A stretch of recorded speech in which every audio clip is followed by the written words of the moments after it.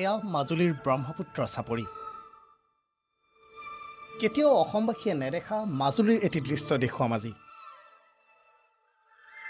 মাজুলীৰ দৰবাৰ কুমলীয়া চাপৰিত ডিব্ৰু চৈখোৱাৰ দৰে ঘূৰিছে শ শ ঘোঁৰা।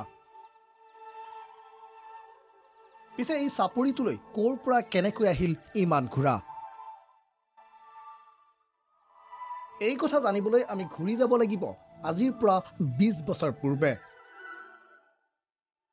এজন ব্যক্তি, নাম তেওঁৰ লীলাকান্ত পেগু। মাজুলীৰ চুমৈমাৰী গাঁৱৰ পশুপালক লীলাকান্ত পেগুৰ আছিল ৪০টাকৈ ঘোঁৰা। লাহে লাহে ৰাইজৰ মাজত ঘোঁৰাৰ ব্যৱহাৰ কমি আহিল। আধুনিকতাৰ খোজত তেওঁৰ ঘোঁৰাৰ ব্যৱসায় কিছু থমকিল। মানুহে নিকিনা হ'ল ঘোঁৰা, যাৰ বাবে নিজৰ ৪০টাকৈ পোহনীয়া ঘোঁৰা এদিন তেওঁ এৰি দিছিল ব্ৰহ্মপুত্ৰৰ চাপৰিত। আজি ২০ বছৰ আগতেই ঘোঁৰা ৬০-৭০জনীমান ঘোঁৰা চাপৰিত এৰিছিলোঁ। আমাৰ আছিলে ঘোঁৰাবোৰ। তাৰপিছত আমি ঘোঁৰা তেনেকৈ পোহপাল কৰি ঘোঁৰা গাড়ী টনাই আৰু ঘোঁৰা বিক্ৰীও কৰিছিলোঁ। তেনেকৈ পৰিয়াল আমি চলি আছিলোঁ। এতিয়া কেইবছৰমানৰ আগৰ পৰা যেতিয়া আমাৰ সৰু গাড়ীবোৰ অসমত বা ভাৰতত সৰু গাড়ীবোৰ ওলালে, তেতিয়াৰ পৰা ঘোঁৰা কাম নাইকিয়া হ'ল, ঘোঁৰা গাড়ী নটনা হ'ল।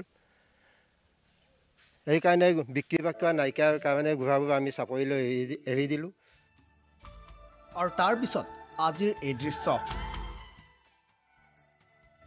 এৰি দিয়া পোহনীয়া ৪০টা ঘোঁৰাৰ পৰা আজি এই সংখ্যা ৪৫০টালৈ বৃদ্ধি পালে।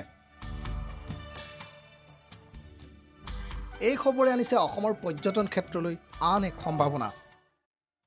এইটো সময়ত বিভিন্ন ভাগত ভাগ ভাগ হৈ ঘোঁৰাবিলাক চৰি ফুৰিছে ঘাঁহ বিচাৰি, আৰু ইয়াত সুন্দৰ এটা পৰিৱেশ।